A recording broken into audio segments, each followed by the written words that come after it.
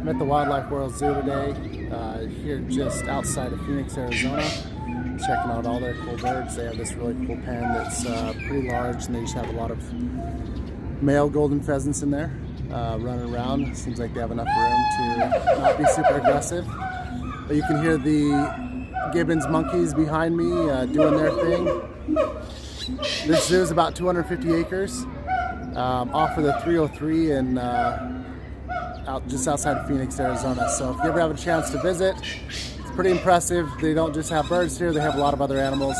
I'll be sharing stories on my Instagram page, but it's pretty fun to come out and take a look and see what they have and enjoy the atmosphere.